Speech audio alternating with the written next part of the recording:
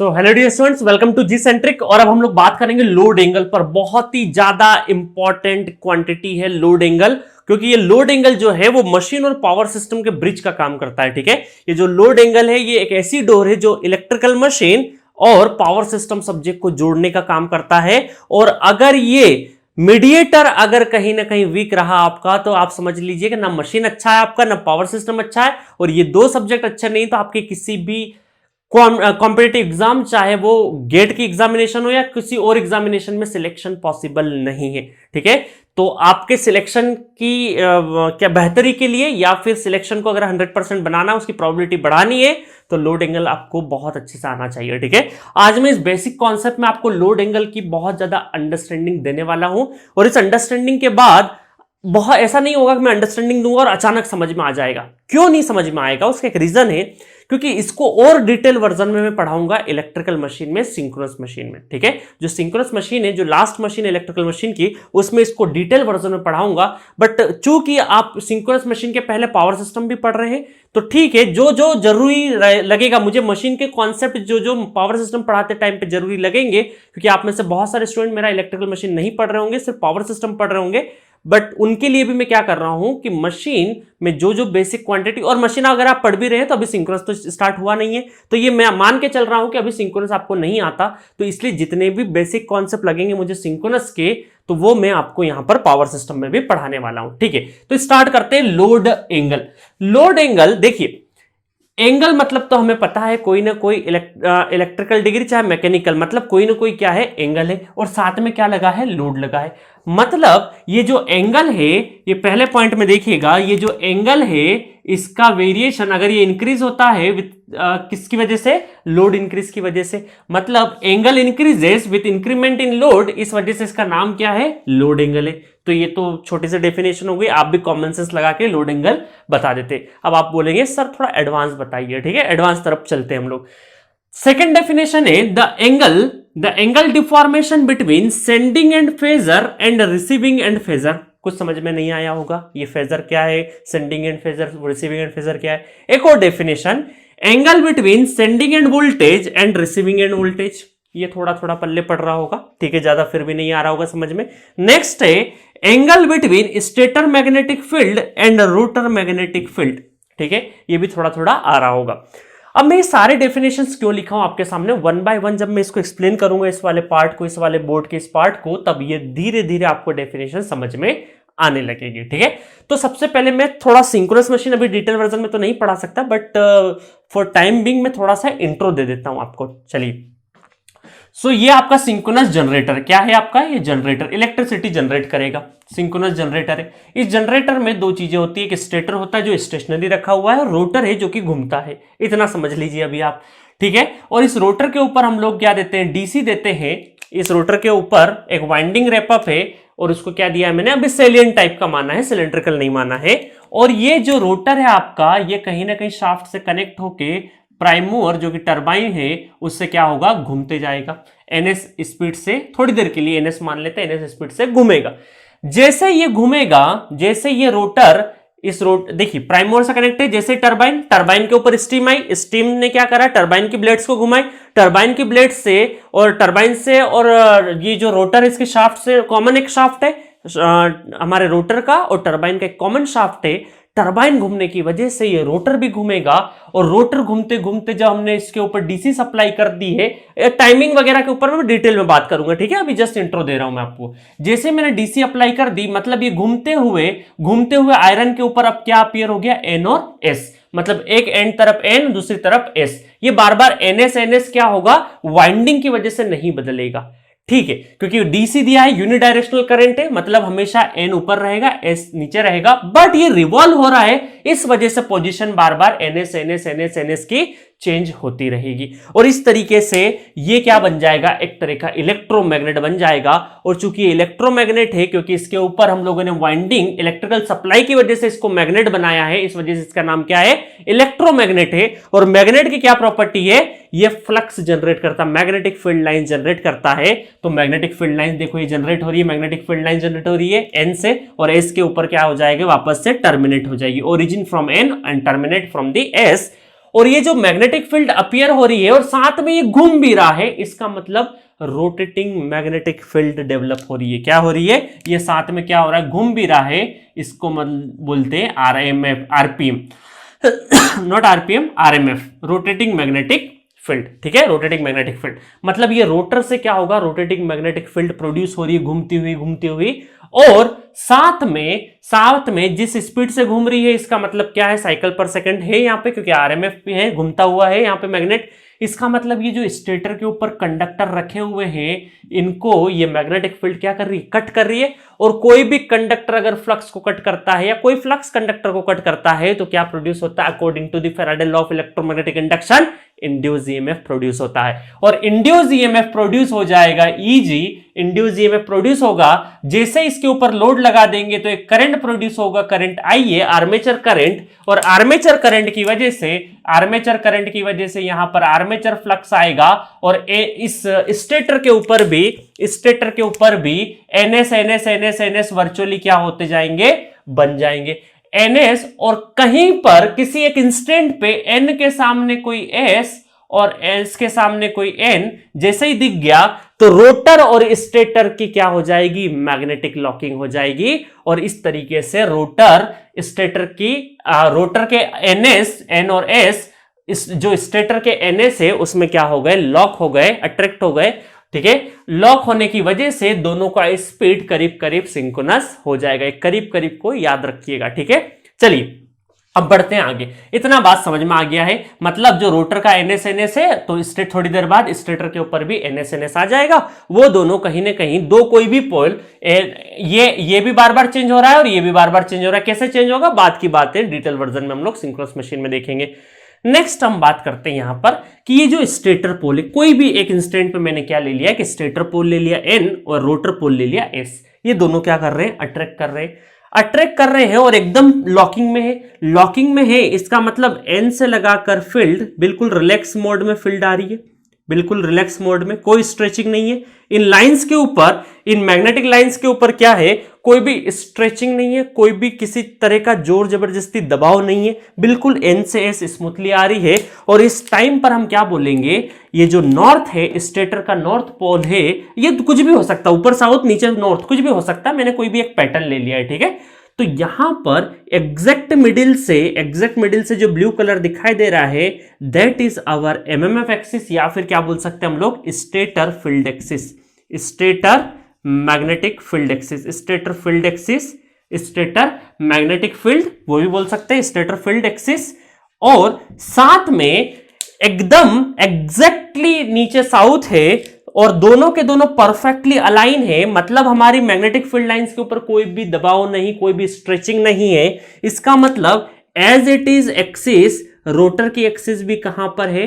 Rotor magnetic field की axis भी कहां है? उसकी के लाइन में है, रोटर फील्ड एक्सिस। और इन दोनों के बीच में angle between stator magnetic field axis and rotor magnetic field axis, क्या बोलते हैं? एक्सिस बोलो या मैग्नेटिक फील्ड बोलो, बात एक ही है। इन दोनों के बीच का जो एंगल है that is load angle del. But आपने देखा कि दोनों एक्सिस क्या है? अभी दोनों फील्ड एक दूसरे के ऊपर अलाइन है। इसका मतलब यहां पर डेल इक्वल टू क्या होगा? 0 होगा। और इस तरीके से यहां पर अगर मुझे इलेक्ट्रिकल पावर का फॉर्मूला लिखना हो, P electrical EV upon X sine del, कहां से ये फॉर्मूला आया? आगे चल के मैं डिराइव करूंगा इस फॉर्मूले को। ठीक है, तो अभी मैंने डायरेक्टली यहां पे लिख दिया। मतलब एक्टिव पावर किसके ऊपर प्रोपोर्शनल है? साइन डेल के ऊपर। और डेल अगर 0 है, इसका मतलब इलेक्ट्रिकल पावर क्या हो गया? 0 हो गया। ये क्या बात हो गई? डेल 0 मतलब इलेक्ट्रिकल पावर 0, इलेक्ट्रिकल पावर 0 मतलब ये जो अलाइनमेंट है that is pure magnetic locking. क्या है ये? Pure magnetic locking, magnetic locking. मतलब अगर आपके रोटर और स्टेटर के मैग्नेट्स का अगर प्योर मैग्नेटिक लॉकिंग हो गया तो इलेक्ट्रिकल पावर क्या हो जाएगा? 0 हो जाएगा। That is unwanted, undesirable condition. हमें लोड एंगल कुछ ना कुछ चाहिए, तभी हमारा इलेक्ट्रिकल पावर जनरेट हो पाएगा। ठीक है, तो इसका मतलब क्या है? ये तो अनवांटेड हो गया। लॉकिंग चाहिए, बट ऑब्वियस लॉकिंग चाहिए, बट लॉकिंग कितनी होनी चाहिए हमारी? सिर्फ और सिर्फ कुछ एंगल की। बहुत ज्यादा लॉकिंग अगर कर देंगे उसको क्या बोलेंगे? Pure magnetic locking. और उस टाइम पे क्या हो जाएगा? डेल इक्वल टू 0 हो जाएगा। सो मान लीजिए अब इस केस में प्योर मैग्नेटिक लॉकिंग थी, जो कि पावर क्या हो गया है, 0 हो गया। अब सेकंड चलते हैं। मान लीजिए किसी तरीके से लोड में इंक्रीमेंट होता है, थोड़ी देर के लिए लोड में इंक्रीमेंट जैसे ही हुआ, इसका मतलब स्टेटर रोटर घूम सेम ही डायरेक्शन में रहे हैं, बट अब थोड़ा सा रिलेटिव स्पीड आ गया, थोड़ा सा रिलेटिव स्पीड आ गया है, जिसके कारण क्या हो रहा है, आपकी जो फील्ड लाइन से उसमें थोड़ा सा स्ट्रेचिंग आ रहा है।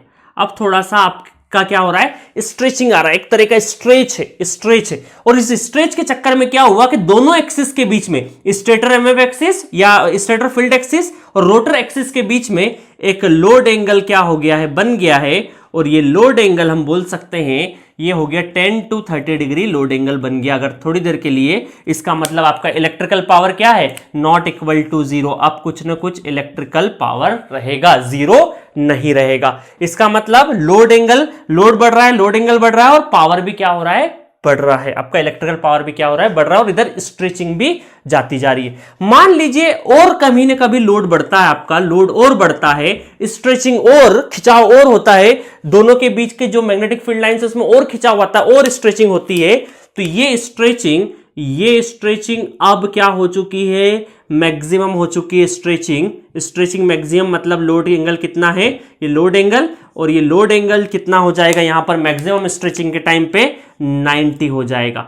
मतलब कि ये जो स्ट्रेचिंग इन दोनों के बीच में, स्टेटर और रोटर के बीच में, स्टेटर पोल और रोटर पोल के बीच में जो स्ट्रेचिंग है वो मैक्सिमम है। इसका मतलब एंगल आपका क्या आ चुका है, मैक्सिमम हो चुका है। और साइन मैक्सिमम कब होता है, 90 डिग्री पे ही होता है। इस वजह से डेल एंगल क्या है, 90 डिग्री है। अगर इसके बियॉन्ड गए हम लोग, अगर इसके बियॉन्ड गए तो मशीन क्या करेगी, सिंक्रोनिज्म लूज कर जाएगी। मतलब सिंक्रोनिज्म लूज का मतलब अभी ये समझ लीजिए, there is a no connection between stator pole and rotor pole. एकदम से क्या हो गया है, आपका दोनों के बीच का सिंक्रोनाइजेशन लूज हो गया।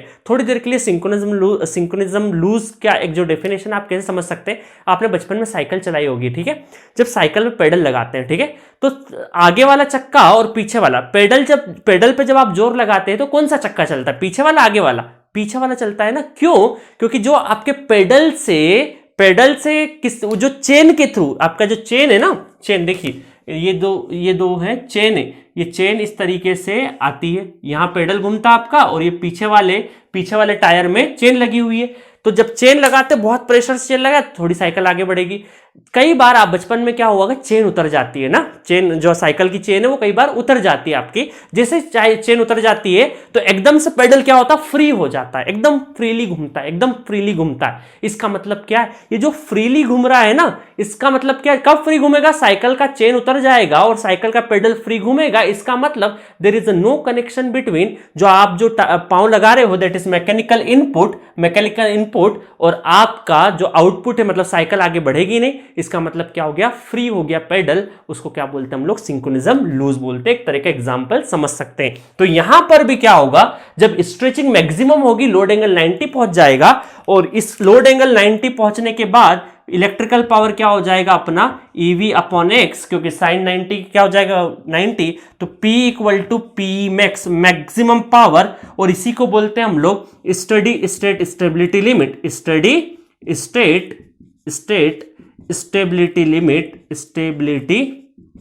स्टेबिलिटी लिमिट आपको पढ़ाऊंगा ये मैं आगे जाके स्टेबिलिटी में, ठीक है। बहुत काम की चीज है ये, SSL, इसके ऊपर क्वेश्चन भी आते हैं, स्टेडी स्टेट स्टेबिलिटी लिमिट या SSL, या फिर इसको बोल सकते हैं हम लोग, कुछ किताबों में दे रखा है पुल आउट टॉर्क। बहुत कम लोगों को पता है ये इंफॉर्मेशन। पुल आउट टॉर्क नहीं बोलेंगे, पुल आउट पावर बोलेंगे, पुल आउट पावर, ठीक है, पुल आउट पावर बोल देंगे। अब इसके बियॉन्ड गए तो स्ट्रेचिंग क्या होती जाएगी, मैक्सिमम हो जाएगी, और एकदम से लूज हो जाएगा और सिंक्रोनिज्म लूज कर जाएगा। इसका मतलब अगर मुझे इसका आपको पावर ट्रायंगल, वो अगर मुझे कर्व बनाना पड़े, तो पावर और डेल के बीच का जो कर्व है, दैट इज ये साइनोसॉइडल, ठीक है, sinusoidal, P is proportional to sine del.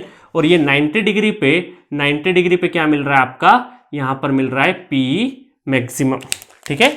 90 degree पे क्या मिल रहा है, पावर और लोड एंगल के बीच का कर्व P मैक्सिमम पावर, या फिर इस कंडीशन को बोलते हैं स्टेडी स्टेट स्टेबिलिटी लिमिट या पुल आउट पावर, दोनों टर्म का ध्यान रखिएगा, ठीक है। तो इस तरीके से हमारा पावर एंगल, अब समझ में आ रहा है लोड एंगल क्या है, इसका मतलब angle between stator magnetic field and rotor magnetic field, तो आपको समझ में आ गया, यहां से एक थ्योरी तो समझ में आ गई। दूसरा चीज है कि जब सिंक्रोनस जनरेटर की बात है तो यहां पर जो ईएमएफ ईजी जनरेट हुआ है तो इसको बोलते हैं इंटरनल वोल्टेज, इसको क्या बोलते हैं हम लोग जनरेटर का इंटरनल वोल्टेज भी बोलते हैं और बोलते हैं इंड्यूस ईएमएफ या जनरेटेड ईएमएफ भी बोलते हैं। ये किसी एंगल डेल पे होगा और टर्मिनल पे सिंक्रोनस जनरेटर की बात करें तो टर्मिनल पे ये वोल्टेज हो जाएगा V एंगल 0, ठीक है। और यहां पर एक रिएक्टेंस रहेगा जो भी रहेगा, इसका मतलब यहां पर हम क्या बोल सकते हैं, that is generated EMF, angle between generated EMF and terminal voltage. तो ये भी क्या हो जाएगा हमारा, ये भी हो जाएगा हमारा एक तरह का लोड एंगल का डेफिनेशन, क्योंकि ये जो टर्मिनल वोल्टेज हमेशा 0 पे रहता है और ये किस पे रहता है, पॉजिटिव एंगल पे, जिसको हम लोग डेल बोल देते हैं क्योंकि दोनों का difference del minus 0 equal to del. तो एक डेफिनेशन और हो सकती है, what is load angle, it is the angle between induce EMF या internal voltage to the terminal voltage of the synchronous generator, ये भी हो सकता है। In case of power system, in case of power system हम क्या बोल देंगे, जनरेटर से बाहर निकल के बात करेंगे तो यहां पर बोल देंगे सेंडिंग एंड वोल्टेज जो कि किसी लोड एंगल डेल पे है, और रिसीविंग एंड वोल्टेज क्योंकि दूरी कितनी है 50 किलोमीटर की दूरी है थोड़ी देर के लिए, और यहां पर हार्डली दूरी कितनी है, लगभग ये हमारी जो दूरी होगी ये तकरीबन हमारी बोल सकते हैं हम लोग कुछ सेंटीमीटर्स में दूरी है, ठीक है। बट यहां पर सेंटीमीटर्स या ज्यादा से ज्यादा मीटर, ज्यादा से ज्यादा 1 मीटर से ज्यादा की दूरी नहीं है, बट यहां पर 50 किलोमीटर की दूरी है।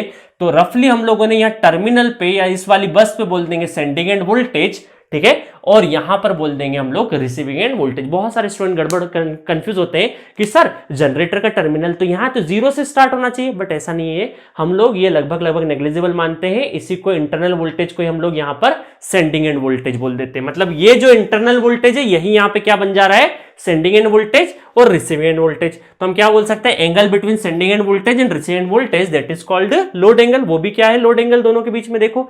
और angle deformation between sending end phasor and receiving end phasor, तो ये एक तरह का मैंने फेजर डायग्राम तो नहीं बनाया, बट यहां पर axis itself denotes the phasor, ठीक है।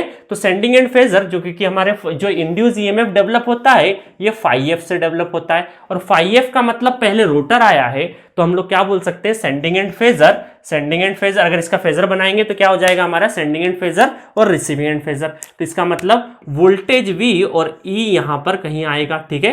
तो ये डेल हो जाएगा, इसका मतलब क्या हो जाएगा, सेंडिंग एंड हमारा phasor upon receiving end phasor. तो ये बहुत सारे डेफिनेशन लोड एंगल की आपको बता दी है। आपको पावर सिस्टम में क्या ध्यान रखना है, मशीन में क्या ध्यान रखना है, ठीक है, दोनों में आपको अंतर पता चल गया, आप कंफ्यूज नहीं होइएगा। और बेसिकली बहुत सारी इंफॉर्मेशन यहां से भी आपको समझ पड़ी होगी कि लोड एंगल को असल में बोलते कहां से, आता कहां से, ये सिंक्रोनस मशीन से आता है। तो जब सिंक्रोनस मशीन डिटेल वर्जन में पढ़ेंगे तो लोड एंगल को आप और एक्सप्लोर करेंगे, ठीक है, बहुत अच्छे से। तो पावर सिस्टम में इतनी इंफॉर्मेशन काफी है लोड एंगल की। अब लोड एंगल की लिमिट के ऊपर बात करते हैं कि इसकी रेंज क्या होनी चाहिए, और अगर ये ज्यादा मैक्सिमम से बाहर चले गया और मिनिमम से कम हो गया तो क्या होगा, उसके ऊपर बात कर लेते हैं। सो लोड एंगल की रेंज की बात कर लेते हैं, मिनिमम और मैक्सिमम रेंज क्या होनी चाहिए। तो मैं डायरेक्टली भी बता सकता हूं, बट डायरेक्टली बताने से पहले कुछ एक दो चीजों पर डिस्कस करूंगा। देखिए ये कर्व अभी मैंने बनाया था, एक sinusoidal P is proportional to sine del, तो इस तरीके से साइनोसॉइडल कर्व बन गया था, ठीक है। अब देखिए इसका फिजिकल सिग्निफिकेंस आपको स्टेबिलिटी में बहुत काम आने वाला है। ये जनरेटर है और यहां पर मैकेनिकल मूवमेंट है, यहां पे क्या बोल सकते हैं, मैकेनिकल इनपुट बोल सकते हैं, not movement, mechanical input power, और इधर क्या मिलेगा आपको, इलेक्ट्रिकल पावर, इलेक्ट्रिकल आउटपुट। और मैं क्या बोल सकता हूं कि स्टेबल पोजीशन या ये सिस्टम या ये जो हमारा जनरेटर ये स्टेबल कंडीशन में कब रहेगा, जब ये इक्विलिब्रियम में रहेगा, जब ये काय में रहेगा, इक्विलिब्रियम में। और इक्विलिब्रियम में रहने के लिए क्या होगा, इक्विलिब्रियम का मतलब अभी ये समझ लीजिए Pm इक्वल टू P, मतलब हम लोग जितना जनरेट कर रहे हैं उतना ही कंजप्शन हो जाए तो वो हमारे लिए बेस्ट सिस्टम है। तो इसका मतलब जितना मैकेनिकल इनपुट दे रहे हैं उतना ही इलेक्ट्रिकल पावर दोनों बराबर हो जाए, तो उसको बोलते हैं हम लोग इक्विलिब्रियम कंडीशन, ठीक है। तो ये हमारी स्टेबल कंडीशन है या इक्विलिब्रियम कंडीशन है। अब देखिए होता क्या है कि मान लीजिए पहला केस लेता हूं मैं, आपका पहला केस अगर ले लूं कि ये लोड एंगल है वो किसी तरह डेल मैक्स से बाहर चले जाए, तो पहला कॉन्सिक्वेंसेस क्या है, सिंक्रोनिज्म लूज हो जाएगा। अभी मैंने बताया सिंक्रोनिज्म लूज का मतलब है कि there is a no connection between stator pole and rotor pole, तो सिंक्रोनिज्म लूज हो जाएगा। दूसरा चीज क्या होगा, कि मैक्सिमम पे पहुंचने के बाद देखिए बढ़ता गया बढ़ता गया बढ़ता गया बढ़ता गया बढ़ता गया बढ़ता गया, मैक्सिमम पे पहुंचने के बाद अगर लोड एंगल और बढ़ाया, ठीक है, तो ये दोनों पावर, मैकेनिकल पावर, इसको बोलते हैं मैकेनिकल पावर, मैकेनिकल पावर, ठीक है, और इसको बोलते हैं इलेक्ट्रिकल पावर, इलेक्ट्रिकल पावर। और दोनों ही पावर किससे, इन दोनों के बीच में कॉमन क्या है, लोड एंगल डेल है। तो यहां तक देखिए, जब यहां से यहां तक एंगल जाएगा, 0 से लगाकर 90 डिग्री तक जाएगा लोड एंगल, तब मैकेनिकल पावर 0 से लगा के 0 से 90 डिग्री तक क्या होगा, पीएम अगर बढ़ेगा, मैकेनिकल इनपुट बढ़ेगा, तो इलेक्ट्रिकल आउटपुट भी क्या होगा, इंक्रीज होगा, ठीक है, दोनों इंक्रीज हो रहे, बट 90 के बाद अभी भी मैकेनिकल इनपुट क्या होगा, बियॉन्ड 90, मतलब हम लोग 90 टू 180 डिग्री बात कर ले, तो यहां पर मैकेनिकल इनपुट अभी भी एक्सीलरेशन में है, बट इलेक्ट्रिकल आउटपुट क्या है आपका, कम होते जा रहा है, इलेक्ट्रिकल आउटपुट क्या होते जा रहा है, कम होते जा रहा है। इसका मतलब हम क्या बोल सकते हैं, आफ्टर अचीविंग मैक्सिमम वैल्यू आपका क्या हो जाएगा, मैकेनिकल पावर डोमिनेट कर जाएगा इलेक्ट्रिकल के पावर के ऊपर, और यहां पर आपका हो जाएगा PM greater than P, that is called acceleration, और ये हो जाएगा आपका एक्सीलरेशन अनस्टेबल, ठीक है। ये पॉइंट बहुत ध्यान रखिएगा कि मैं एक्सीलरेशन को क्या बोल रहा हूं, यहां पर अनस्टेबल बोल रहा हूं, एक्सीलरेशन मोड को क्या बोल रहा हूं, अनस्टेबल बोल रहा हूं। ये मशीन आपकी एक्सीलरेशन में चले जाएगी, इसका मतलब ये क्या हो जाएगा, सिंक्रोनस मशीन क्या हो जाएगा, अनस्टेबिलिटी की तरफ जाने लगेगा और अनस्टेबल हो जाएगा, ठीक है। इस पॉइंट को ध्यान रखिएगा, मैं स्टेबिलिटी पढ़ाऊंगा तो इस पॉइंट को वापस उठाऊंगा। तो चलिए, तो हम क्या बोलेंगे कि किसी भी हालत में डेल मैक्स के ऊपर नहीं जाना चाहिए सिंक्रोनिज्म, क्योंकि मैकेनिकल पावर क्या हो जाएगा, डोमिनेट कर जाएगा इलेक्ट्रिकल पावर के ऊपर, और हमारा क्या हो जाएगा, सिस्टम या जनरेटर बिकम अनस्टेबल, या फिर हम क्या बोल सकते हैं, स्टेबिलिटी मेंटेन नहीं रहेगी। तो चलिए, सेकंड है पॉइंट कि मान लीजिए del less than del minimum हो जाए, तो इसका मतलब क्या है, डेल डिक्रीज, मतलब electrical power decrease, electrical power या मैकेनिकल पावर दोनों ही क्या हो जाएंगे, हमारे डिक्रीज हो जाएंगे।